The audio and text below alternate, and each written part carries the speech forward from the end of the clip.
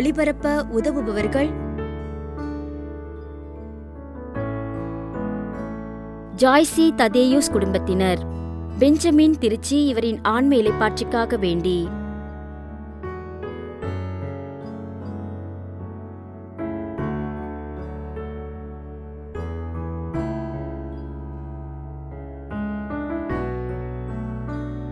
மனைவி தேவி மற்றும் குடும்பத்தினர், Toronto, Canada. Anton Philip Chinnarasa இவரின் ஆன்ம இளைப்பாற்றிக்காக வேண்டி.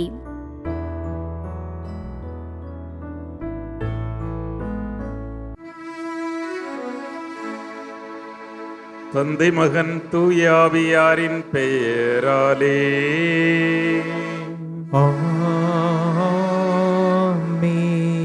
நம் ஆண்டவராகிய இயேசு கிறிஸ்துவின் அருளும் கடவுளின் அன்பும் தூய ஆவியாரின் நட்புறவும் உங்கள் அனைவரோடும் இருப்பதாக. உமான்மாவோடும் இருப்பதாக. கிறிஸ்துவில் பிரியமான சகோதர சகோதரிகளே, இன்றைய நற்செய்தி நம்பிக்கை ஊட்டுகின்ற நற்செய்தியாக இருக்கிறது.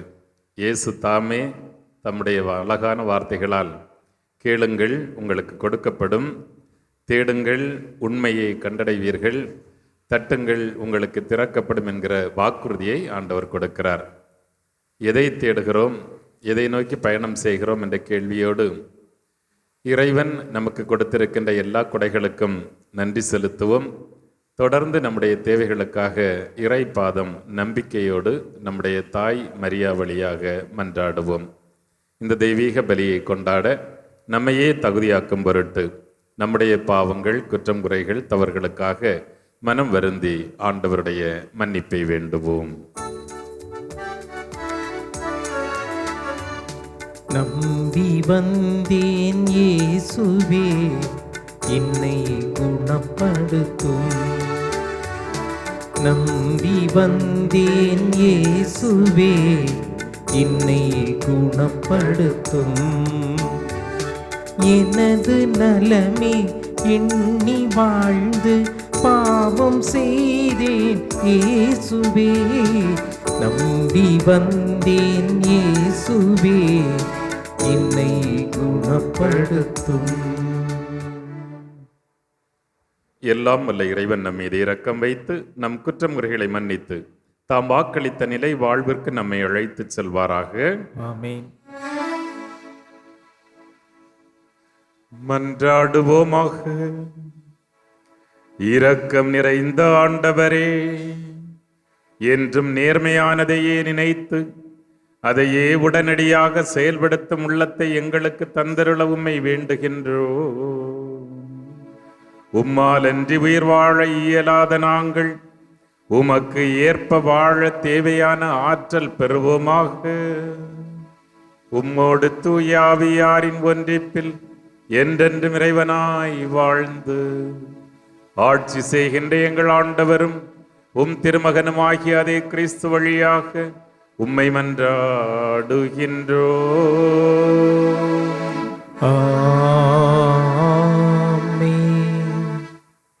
எஸ்தர் நூலிலிருந்து வாசகம். அதிகாரம் 4, இறைவார்த்தைகள் 17 தொடர்ச்சி. சாவுக்குரிய துன்பத்தில் துடித்த எஸ்தர் அரசி ஆண்டவரிடம் அடைக்கலம் புகுந்தார். இந்நிலையில் இஸ்ரேலின் கடவுளாகிய ஆண்டவரை அவர் பின்வருமாறு மன்றாடினார். என் ஆண்டவரே, நீர் மட்டுமே எங்கள் மன்னர். ஆதரவற்றவளும் உம்மை தவிர வேறு துணையற்றவளுமாகி எனக்கு உதவி செய்யும். ஏனெனில் நான் என் உயிரை பணயம் வைத்துள்ளேன். ஆண்டவரே, நீர் எல்லா இனங்களிலிருந்தும் இஸ்ரேலை தேர்ந்தெடுத்தீர் என்றும் அவர்களின் மூதாதையர் அனைவரிடத்திலிருந்தும் எங்கள் முன்னோரை என்றென்றைக்கும் உம் உரிமை சொத்தாக தேர்ந்தெடுத்தீர் என்றும் நீர் அவர்களுக்கு வாக்களித்ததை எல்லாம் நிறைவேற்றினீர் என்றும் நான் பிறந்த நாள் தொட்டு என் குலத்தவரும் குடும்பத்தாரும் சொல்ல கேட்டிருக்கின்றேன். ஆண்டவரே, எங்களை நினைவு கூரும். எங்கள் துன்ப வேளையில் உம்மையே எங்களுக்கு வெளிப்படுத்தும். தெய்வங்களுக்கெல்லாம் மன்னரே, அரசுகள் அனைத்திற்கும் ஆண்டவரே, எனக்கு துணிவை தாரும். சிங்கத்திற்கு முன் நாவன்மையுடன் பேசும் வரத்தை எனக்கு வழங்கும். எங்களுக்கு எதிராக போரிடுபவனை மன்னர் வெறுக்கச் செய்யும். இதனால் அவனும் அவனை சேர்ந்தவர்களும் அழியச் செய்யும்.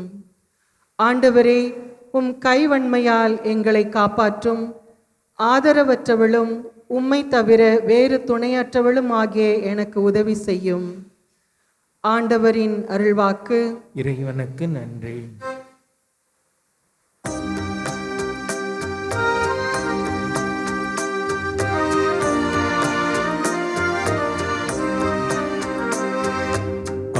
ஆண்டவரே, நான் மன்றாடிய நாளில் எனக்கு செவி சாய்த்தீர்.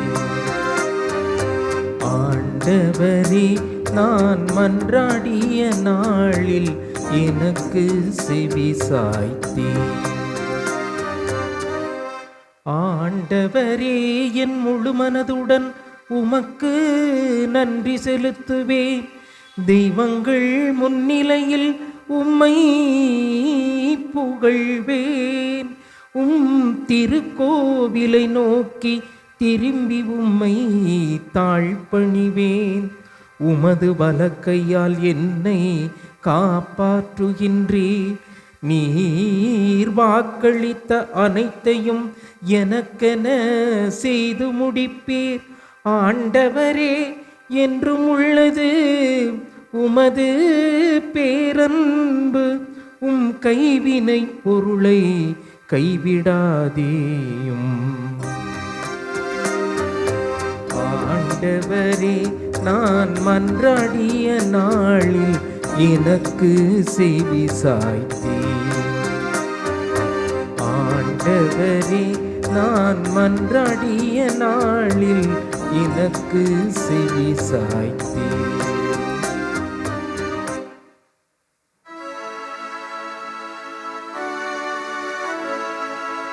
கடவுளே, தூயதோர் உள்ளத்தை என்னுள்ளே படைத்தருளும். மீட்பின் மகிழ்ச்சியை மீண்டும் எனக்கு அளித்தருளும். ஆண்டவர் உங்களோடு இருப்பாராக. ஆன்மாவோடும் இருப்பாராக. மத்தேயு எழுதிய பரிசுத்த நற்செய்தியிலிருந்து வாசகம். ஆண்டவரே, மாட்சி உமக்கே. மத்தேயு நற்செய்தி அதிகாரம் 7 இறைவார்த்தைகள் 7 முதல் 12 முடிய. அக்காலத்தில் இயேசு தம் சீடரை நோக்கி கூறியது: கேளுங்கள், உங்களுக்கு கொடுக்கப்படும். தேடுங்கள், நீங்கள் கண்டடைவீர்கள். தட்டுங்கள், உங்களுக்கு திறக்கப்படும். ஏனெனில் கேட்போர் எல்லோரும் பெற்றுக்கொள்கின்றனர், தேடுவோர் கண்டடைகின்றனர், தட்டுவோருக்கு திறக்கப்படும். உங்களுள் எவராவது ஒருவர் அப்பத்தை கேட்கும் தம் பிள்ளைக்கு கல்லை கொடுப்பாரா? அல்லது பிள்ளை மீன் கேட்டால் பாம்பை கொடுப்பாரா? தீயோர்களாகிய நீங்களே உங்கள் பிள்ளைகளுக்கு நற்கொடைகள் அளிக்க அறிந்திருக்கிறீர்கள். அப்படியானால் விண்ணுலகில் உள்ள உங்கள் தந்தை தம்மிடம் கேட்போருக்கு இன்னும் மிகுதியாக நன்மைகள் அளிப்பார் அல்லவா? ஆகையால் பிறர் உங்களுக்கு என்ன செய்ய வேண்டுமென விரும்புகிறவற்றையெல்லாம் நீங்களும் அவர்களுக்கு செய்யுங்கள். இறைவாக்குகளும் திருச்சட்டமும் கூறுவது இதுவே என்றார்.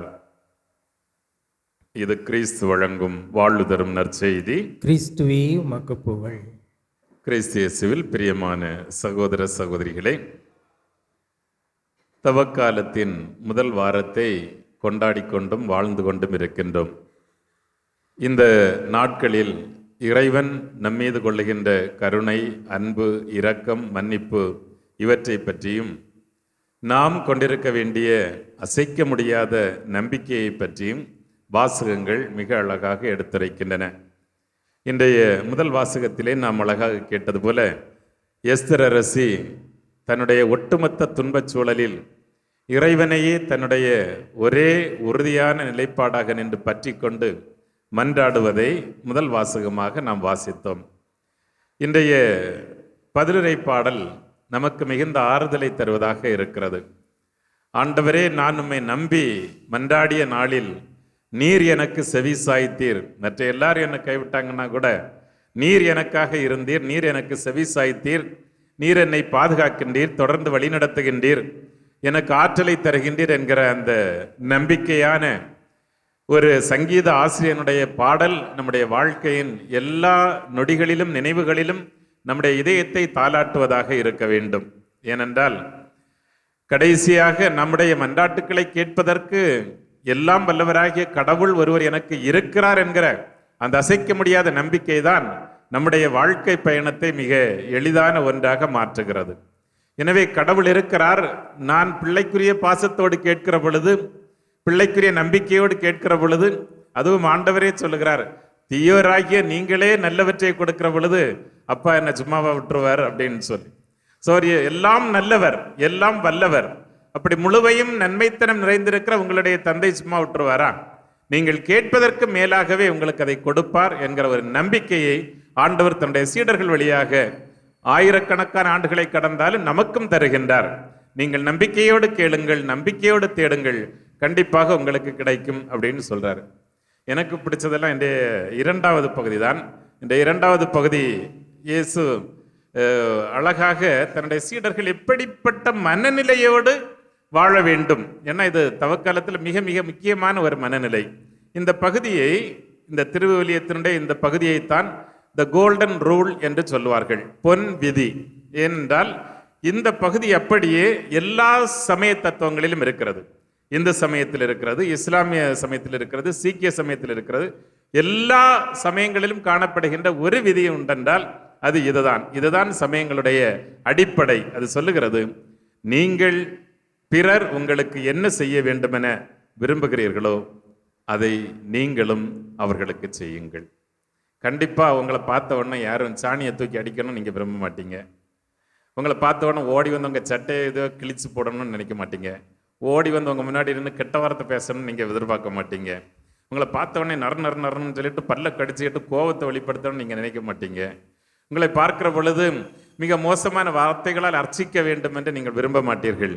மாறாக நான் வந்து பர்சனலா எதிரே நிற்கிற என்னுடைய சகோதரன், எதிரே நிற்கிற என்னுடைய இறைவனின் சாயல் எப்படி என்னை ட்ரீட் பண்ண நினைப்பேன்னு சொன்னால், ஒன்று, என்னை நிபந்தனையின்றி ஏற்றுக்கொள்ள வேண்டும், அன்கண்டிஷனல் அக்செப்டன்ஸ். என்னை ஏற்றுக்கொள்ள, நான் இருப்பது போல, நான் எப்படி இருக்கேன்னு அதை மாதிரி என்னை ஏற்றுக்கொள்ள வேண்டும், எந்த நிபந்தனைகளுக்கும் உட்படாமல். ஒன்று. இரண்டாவதாக, சில நேரம் ஒரு மாதிரி தவறான செயல்கள் செய்துவிட்டால் கூட என்னுடைய தவறுகளோடு என்னை ஏற்றுக்கொள்ள வேண்டும், தவறுகளோடு என்னை பொறுத்து கொள்ள வேண்டும். இரண்டாவது, நான் அதை எதிர்பார்ப்பேன். மூன்றாவதாக, எல்லாவற்றையும் தாண்டி என்னை முழுவதுமாக ஏற்றுக்கொண்டு அன்பு செய்ய வேண்டும். அன்பு வடிவத்தில் வெளிப்பட வேண்டும். நல்ல வார்த்தைகளாக, பாராட்டுகிற வார்த்தைகளாக, ஊக்கமுட்டுகிற வார்த்தைகளாக, என்னை அரவணைக்கிற வார்த்தைகளாக அது வெளிப்பட வேண்டும். அந்த அன்பு அப்படி வெளிப்பட வேண்டும். ஆக இந்த மூன்று தான் நான் எதிர்பார்ப்பேன். கடவுள் சொல்றாரு, இந்த மூணு நீ அப்படியே மற்றவனுக்கு செய்திரு, அடுத்தவருக்கு செய், உன் அடுத்திருப்பவனுக்கு செய். ஆட்டோமேட்டிக்கா அது என்ன செய்யும்? It will reflect. அது உங்களுக்கு வந்து சேரும். நீங்க நல்லா இருக்கீங்களா அப்படின்னு சொன்னா அவங்களும், இப்ப நான் வந்து கன்னியாகுமரி ஸ்லாங்கில் சில நேரம் சொல்லுவேன், எப்படி மக்களே நல்லா இருக்கீங்களான்னு சொல்லிட்டு, அவங்களும் சில நேரம் அப்படியே வாய் தவறி அவங்களும் சொல்லுவாங்க, ஆமா மக்களே நல்லா இருக்குன்னு. அவர் சாரி ஃபாதர் அப்படிம்பாங்க. எனவே எதை நாம் அவர்களுக்கு கொடுக்கிறோமோ அது நமக்கு திரும்ப வருகிறது, அதை நாம் திரும்ப பெற்றுக்கொள்ளுகிறோம். எனவேதான் எதை நீங்கள் எதிர்பார்க்கிறீர்களோ அதை நீங்கள் அவர்களுக்கு செய்யுங்கள் என்று அவர் ஒரு பாசிட்டிவ் டோன்ல நம்ம ஆண்டவர் கற்றுத்தருகிறார். அதாவது யூ டேக் த இனிஷியேட்டிவ், நீங்கள் முன்முயற்சி எடுக்க வேண்டும், நீங்கள் அதை முதலில் செய்யுங்கள், நீங்கள் நிபந்தனையின்றி ஏற்றுக்கொள்ளுங்கள், நீங்கள் நிபந்தனையின்றி அன்பு செய்யுங்கள் அப்படின்னு சொன்னா கண்டிப்பாக அது உங்களுக்கு கிடைக்கும். இதுதான் பொன் விதி. திரு அவை இறை வார்த்தையின்படி நமக்கு கற்றுத்தந்திருக்கிற த கோல்டன் ரூல். எல்லா சமயங்களினுடைய அடிப்படையும் இந்த விதி இருக்கிறது, எல்லாத்திலும் இருக்கு. நீங்க போய் தேடி பாருங்க கூகுளில். எல்லா சமயங்களும், கடவுளை நம்பாதவர்களும் இதைத்தான் ஒருவேளை இதை சொல்லுவார்கள். ஒருவேளை கடவுளை நேரடியாக இதில் கனெக்ட் பண்ண வேண்டிய அவசியம் இல்லை. ஏன்னா இது மனிதர்களுக்கிடையான ஒரு சமூக உறவில் நிகழ வேண்டிய புனிதமான பரிமாற்றம் என்பதை அது அழகாக கற்றுத்தருகிறது. இப்போ எல்லாருமே ஏத்தாப்புல இருக்கிறவங்களை இப்படி பாராட்டி அன்பு செய்து அப்படியே அக்செப்ட் பண்ணி வாழ்ந்தோன்னு சொன்னா உலகில் ஆயுதங்கள் தேவையில்லை, வன்முறை தேவையில்லை, அநியாயமாக ரத்தம் சிந்துதல் தேவையில்லை. ஒரு குடும்பத்தில் கணவன் மனைவி இதே ஆட்டிடியூடா பழகுனாங்க வச்சுங்க. சரி, என்னுடைய மனைவியை எல்லா நிறைகுறைகளோடும் நான் ஏற்றுக்கொள்கிறேன், ஒருவேளை தவறு செய்தாலும் நிபந்தனையின்றி பொறுத்துக் கொள்வேன், அதை தாண்டி என்னுடைய அன்பை நான் வெளிப்படுத்துவேன் அப்படின்னு சொல்லி கணவன் நினைச்சிட்டாருன்னு சொன்னா எந்த குடும்பமும் போலீஸ் ஸ்டேஷன்லயே கோர்ட்ல போய் நிற்க வேண்டிய அவசியமே இல்லையே. மனைவி அதை போல நினைத்து விட்டால் இங்க இருக்கிறதே வரட்டும், இன்னைக்கு சாயங்காலம் அப்படி இந்த பிறனிலே தான் இங்க இருக்கிறது, வச்சுக்க என்ன இருக்கு பஞ்சாயத்து அப்படின்னு சொல்லி. இது இல்லாம ஒருவேளை சரி சின்ன தவறுகள் இருந்தாலும் கூட, ஒருவேளை குற்றம் குறைகள் இருந்தாலும் கூட, என்னுடைய கணவனை எனக்கு தெரியும், நான் முழுமையாக புரிந்து கொண்டு ஒருவேளை அவரை சரி செய்வதற்கான முயற்சிகளை மேற்கொள்வதனை தவிர பஞ்சாயத்து நடத்துறதுக்காக காத்துட்டு இருக்க மாட்டேங்கிற மனநிலை இருந்தாலே எல்லா குடும்பங்களும் திரு குடும்பங்களாக மாறிவிடுகின்றன. சூசையை பெற்ற குறை இல்லாமல் இருந்திருக்காது. அன்னை மரியாள்கிட்ட கண்டிப்பா குறை இல்லை, ஏன்னா அவர்கள் பாவம் இல்லாமல் பிறந்தவர்கள். ஆனாலும் அன்னையினுடைய வார்த்தை எப்படி வருகிறது பாருங்கள். தன்னுடைய மகனை தேடி ஆலயத்திற்கு சென்று அவரை கண்டுபிடிக்கிற பொழுது அன்னை மிக அழகாக சொல்லுகிறார், நான் தேடினேன்னு சொல்லல, தன்னை முன்னிலைப்படுத்தவில்லை, மாறாக அன்னை சொல்லுகிறார், உன் தந்தையும் நானும் உன்னை தேடிக்கொண்டிருந்தோமே. த மோஸ்ட் ரெஸ்பெக்டபிள் அன்னை தான். அடுத்து அவருக்கு துணையாளர் தான் நம்முடைய புனிதர் யோசேப்பு. ஆனாலும் அன்னை என்ன சொல்றாங்க, இதுதான் நிபந்தனையற்ற ஏற்றுக்கொள்ளுதல் என்பது. நீ ஒருவேளை படைப்பில் ஒருவேளை நான் இந்த புனிதமாக படைக்கப்பட்டிருந்தாலும் எல்லாரும் புனித படைப்பில் உருவானவர்கள் தான். அதனால அவர் தன்னுடைய கணவரை குறைத்து மதிப்பிடவில்லை. நீங்க ரெண்டாம் தரம் அப்படின்லாம் சொல்லல, மாறாக நிபந்தனையற்ற அன்பை வெளிப்படுத்துகிறார், நிபந்தனையற்ற ஏற்றுக்கொள்ளுதலை. உன் தந்தையும் நானும் அப்படின்னு சொல்றது. இப்படி ஒவ்வொரு குடும்பத்திலும் இது இந்த வார்த்தைகள் மலியும் என்றால், பாராட்டுகிற வார்த்தைகள் மலியும் என்றால், சரி பரவாயில்ல இந்த தடவை போட்டோம், இனிமே அப்படி பண்ணாதீங்க அப்படின்னு சொல்லக்கூடிய கனிவுள்ள வார்த்தைகள் வரும் என்றால் நான் ஜட்ஜ்மெண்டல் வேர்ட்ஸ்ன்னு சொல்லுவாங்க. ஆமா எனக்கு தெரியும், அப்பவே தெரியும், அப்படிதான் சொன்னாங்க. இந்த எல்லாம் உறவுகளை, ரிலேஷன்ஷிப்புங்கிறது அந்த ஹியூமன் ரிலேஷன்ங்கிறது அதே மாதிரி ஃப்ரெஜைல் ஒரு பலவீனமான ஒரு இதை நான் பார்த்ததே இல்லை. கிளாஸ் தான் பொதுவாக போட்டிருப்பாங்க, பார்த்துருப்பீங்க, ஹேண்டில் வித் கேர் அப்படின்னு போட்டிருப்பாங்க, வெரி ஃப்ரெஜைல்னு. அது உறவுகளுக்குத்தான் பொருந்தும். நம்முடைய உறவுகள் அவ்வளவு மெல்லியதானவை, புனிதமானவை. ஒரு வார்த்தையில் அதை நீங்கள் நொறுக்கி போட முடியும். ஒரு முகம் சுளிப்பில் நீங்கள் ஒரு இதயத்தை குத்தி கிளறி ரணமாக்க முடியும். ஒரு எரிச்சலும் கோபமும் கொண்ட ஒரு பார்வையில் பிறரை நீங்கள் கொலை செய்து விட முடியும், தற்கொலைக்கு தூண்ட முடியும். அதனாலதான் ஆண்டவர் சொல்றார், எனவே நீங்கள் எதை பிறரிடமிருந்து எதிர்பார்க்கிறீர்களோ அதை நீங்கள் பிறருக்கு கொடுத்து விடுங்கள், நீங்கள் முதலில் கொடுங்கள், அங்கிருந்து 10 மடங்காக திரும்ப உங்களுக்கு வரும். அன்பும் புன்னகையும் மகிழ்ச்சியும் பாராட்டுதலும். எவ்வளவு ஒரு அழகான உலகத்தை நம்மால் உருவாக்க முடியும். ஆனா நமக்குள்ளாடி இருக்கிற அந்த மிருகம் விடுறதில்லை, வா பார்த்துக்கலாம் அப்படின்னு சொல்றது தான். ஏன்னா ஒரு வழக்கறிஞராக என்னால் சொல்ல முடியும், கோடிக்கணக்கான வழக்குகள் இன்றைக்கு இந்த நம்முடைய நீதிமன்றங்களில் தேங்கி கிடப்பதற்கு காரணம் என்ன? நாம் இந்த பொன் விதியை மறந்து விட்டோம். பிறரை எப்படியெல்லாம் பழிவாங்கலாம், எரிச்சல் மூட்டலாம், பிறருடைய வாழ்வை குலைக்கலாம், நம்முடைய வார்த்தைகளால் பிறரை காயப்படுத்தலாம். இப்படிப்பட்ட உணர்வுகள் பெருகி போன காரணத்தினால்தான் இவ்வளவு வழக்குகள். இல்லை என்றால் இந்த பூமியை ஒரு தெய்வீக பூமியாக மாற்ற நம்மால் முடியும். இந்த தவக்காலத்தில் நாம் ஆண்டவரிடம் கேட்க வேண்டியதெல்லாம், கடவுளே ஒரு அற்புதமான வாழ்வை கொடுத்திருக்கிறீர், உம்முடைய சாயலாக வாழ ஆற்றலை தாரும். ஒரு நல்ல குடும்பத்தை எனக்காக தந்திருக்கிறீர், எங்களுடைய குடும்பத்தில் இந்த பொன் விதியை கடைபிடித்து வாழ்வதற்கான ஆற்றலை தாரும். இந்த மானுடத்தை எனக்காக ஒரு பெரிய குடும்பமாக தந்திருக்கிறீர். இந்த பிற மனிதர்களுக்கு நாங்கள் செய்கிற இரக்கச் செயல்களால், ஏன்னா இந்த மத்தேயு நற்செய்தியினுடைய 3வது பகுதி, அந்த உங்களுக்கு திரு செர்மன் ஆன் தி மவுண்ட், மலை பொழிவினுடைய 3வது பகுதி. முதல் பகுதியில் ஆண்டவர் மிக தெளிவாக பழைய விதியை எப்படி நிறைவு செய்வதாக சொல்கிறார். 2வது பகுதி 6ஆம் அதிகாரத்தில் உண்ணா நோன்பு இருப்பதை பற்றி, ஜெபிப்பதை பற்றி எல்லாம் சொல்லுகிறார். 3வது பகுதியில் இந்த பொன் விதியை நமக்கு தருகிறார். இதுதான் சொல்லிவிட்டு இயேசு கடைசியில் சொல்வார், இறைவாக்குகளுக்கும் திருச்சட்டமும் கூறுவது இதுவே. இந்த 2 வார்த்தைகளில் ஒட்டுமொத்த இறை வார்த்தையும் அடங்கி விடுகிறது. நீங்கள் பிறரை கடவுளுடைய சாயலாக பார்க்க கற்றுக்கொண்டீர்கள் என்றால் ஒரு பொழுதும் வெறுக்க மாட்டீர்கள், கோபப்பட மாட்டீர்கள். எதிரே நிற்பது இறைவன் என்றால், எதிரே நிற்பது அன்னை மரியாள் என்றால் எப்படி கோபப்பட மன வரும், எப்படி சண்டை பிடிக்க மன வரும், எப்படி பொய் சொல்ல மன வரும்? வராது இல்லையா? அப்படி பார்ப்பதற்குரிய தகுதியை நீங்கள் பெற்றுக்கொண்டீர்கள் என்றால் உங்களால் அவர்களுக்கு புன்னகையை பரிசாக கொடுக்க முடியும் என்றால், நல்ல வார்த்தைகளை, ஆறுதல் தருகிற வார்த்தைகளை கொடுக்க முடியும் என்றால், நீங்கள் கண்டிப்பாக கடவுளுடைய பிள்ளைகளாக இருக்கிறீர்கள் என்கிற நம்பிக்கை அப்போதுதான் முதல் பகுதி பொருந்தும். நீங்கள் கேளுங்கள், உங்களுக்கு கொடுக்கப்படும்; தேடுங்கள், நீங்கள் கண்டடைவீர்கள். இந்த நற்கருணை பீடத்தில் நமக்காக விடைபெறுகின்ற ஆண்டவரிடத்திலே கேட்போம். இத்தகைய மனதை தாரும். அழகான வாழ்வை அழகுபடுத்துவதற்காக நாங்கள் பிறரோடு இணைந்து வாழக்கூடிய, பிறரோடு ஒரே குடும்ப உறவில் மேன்மேலும் வளரக்கூடிய ஆற்றலை தந்து வழிநடத்தும் அன்பு ஆண்டவரே என்று மன்றாடுவோம். நம் அனைவரையும் அவர் நிறைவாக ஆசீர்வதிப்பாராக. ஆமென்.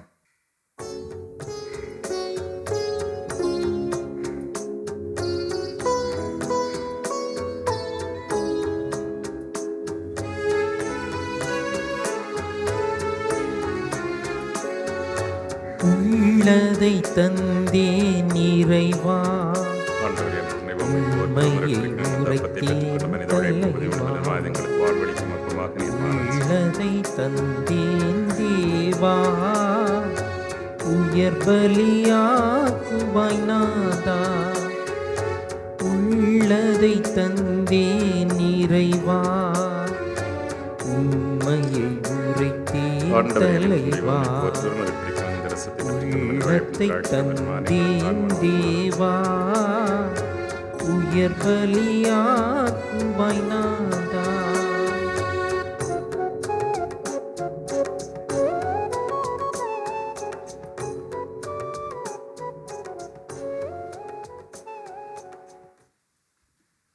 சகோதர சகோதரிகளே, என்னுடையதும் உங்களுடையதுமான இந்த தெய்வீக பலி எல்லாம் வல்ல நம் தந்தையாகிய இறைவனுக்கு ஏற்றதாகும்படி மன்றாடுங்கள். ஆண்டவர் தமது பெயரின் புகழ்ச்சிக்காகவும் ஆட்சிக்காகவும் நமது நன்மைக்காகவும் புனித திருவை அனைத்து நலனுக்காகவும் உமது கையிலிருந்து இப்பலியை ஏற்றுக்கொள்வாராக. இரக்கம் நிறைந்த ஆண்டவரே, உம்மை கெஞ்சி மன்றாடுவோர் மீது இரக்கமாயிரும். உம்மக்களின் காணிக்கைகளையும் வேண்டுதல்களையும் ஏற்று எங்கள் அனைவரின் உள்ளங்களையும் உம்மிடம் திருப்புவீராக. எங்கள் ஆண்டவராகிய கிறிஸ்து வழியாக உம்மை மன்றாடுகின்றோம்.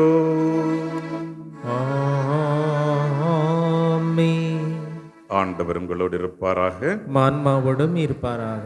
இதயங்களை மேலே எழுப்புங்கள். ஆண்டவரிடம் எழுப்பியுள்ளோம். நம் இறைவனாகிய ஆண்டவருக்கு நன்றி கூறுவோம். அது தகுதியும் நீதியும் ஆனதே. ஆண்டவரே, தூயவரான தந்தையே, என்றுமுள்ள எல்லாம் வல்ல இறைவா, எந்நாளும் இவ்விடத்திலும் நாங்கள் உமக்கு நன்றி செலுத்துவது மெய்யாகவே தகுதியும் நீதியுமாகும். எங்கள் கடமையும் மீட்புக்குரிய செயலுமாகும்.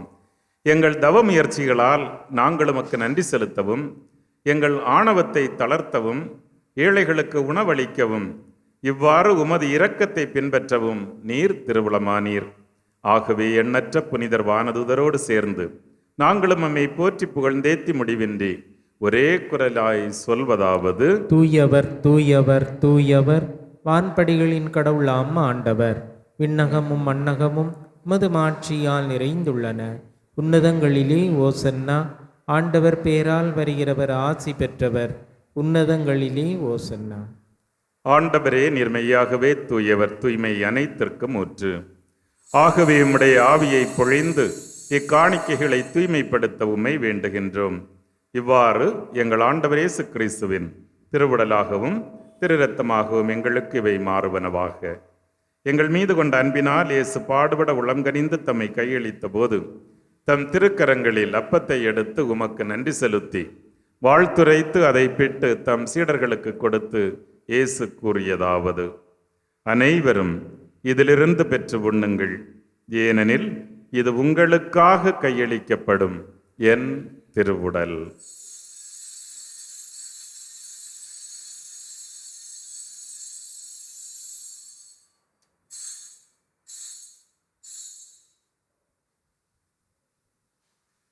அவ்வண்ணமே இரவு விருந்தை அருந்திய பின் தம் திருக்கரங்களில் கிண்ணத்தை எடுத்து மீண்டும் உமக்கு நன்றி செலுத்தி தம் சீடர்களுக்கு கொடுத்து இயேசு கூறியதாவது: அனைவரும் இதிலிருந்து பெற்று பருகுங்கள், ஏனெனில் இது புதிய நிலையான உடன்படிக்கைக்குரிய என் இரத்தத்தின் கிண்ணம். இந்த இரத்தம் பாவ மன்னிப்புக்கென்று உங்களுக்காகவும் எல்லோருக்காகவும் சிந்தப்படும். இதை என் நினைவாகச் செய்யுங்கள்.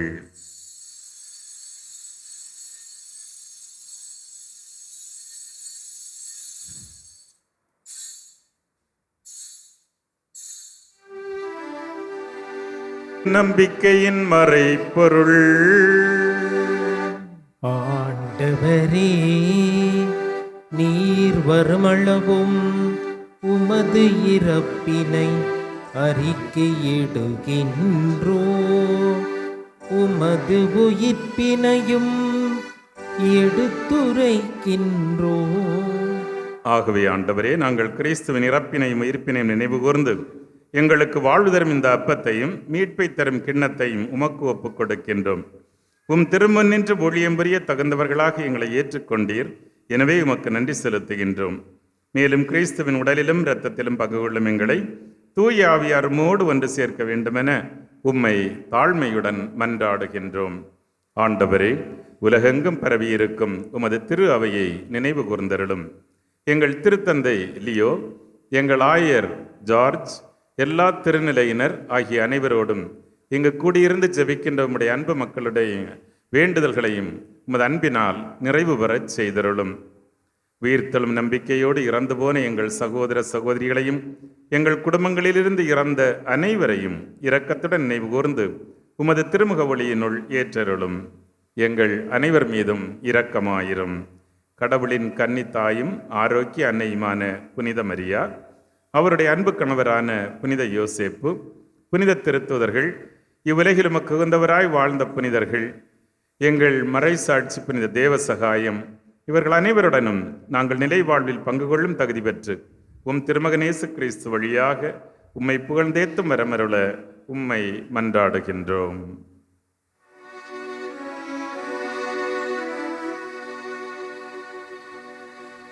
இவர் வழியாக இவரோடு இவரில் எல்லாம் வல்ல இறைவனாகிய தந்தையே, தூய ஆவியாரின் ஒன்றிப்பில் எல்லா புகழும் ஆட்சியும் என்றென்றும் உமக்கு உரியதே.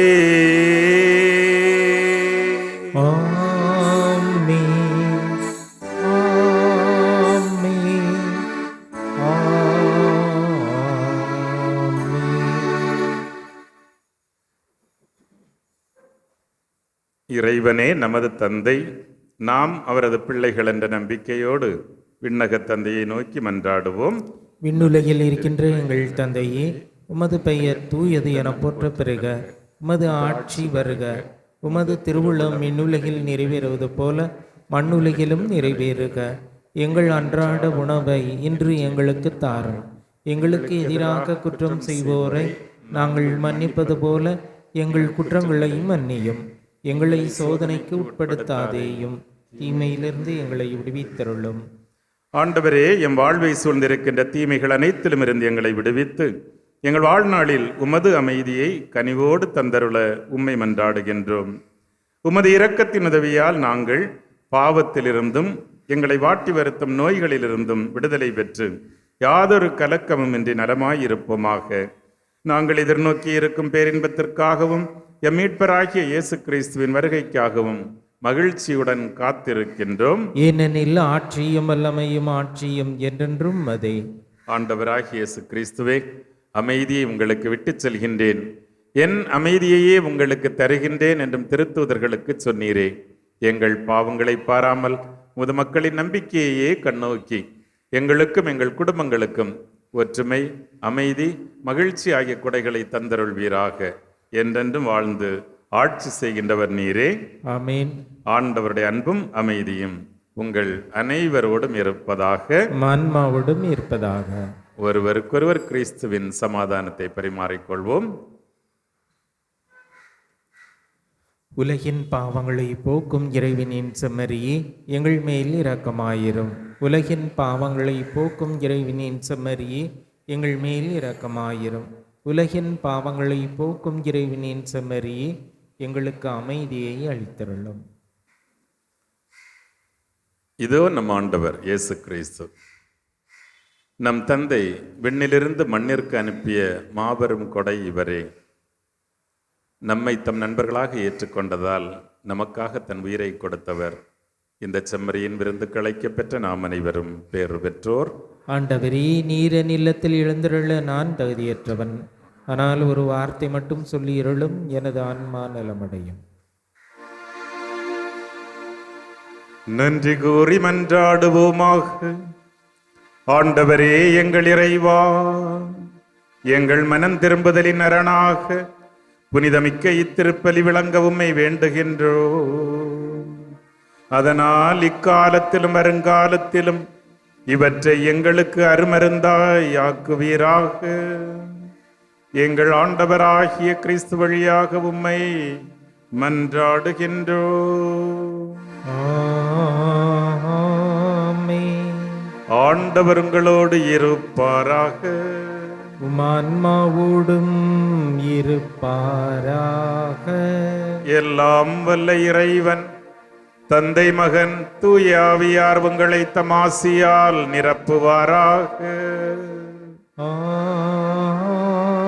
ஆமென். பிறர் நமக்கு என்ன செய்ய வேண்டும் என்று விரும்புகிறோமோ அதையே பிறருக்கு செய்து வாழ சென்று வாருங்கள். திருப்பலி நிறைவேறிற்று. இறைவனுக்கு நன்றி. திருப்பலி ஒளிபரப்ப உதவியவர்கள்: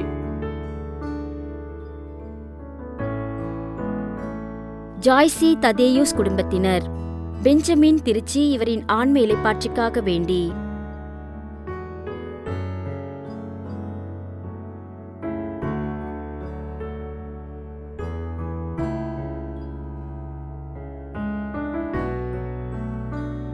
மனைவி தேவி மற்றும் குடும்பத்தினர், Toronto, Canada, Anton Philip Chinnarasa இவரின் ஆன்ம இளைப்பாற்றிக்காக வேண்டி,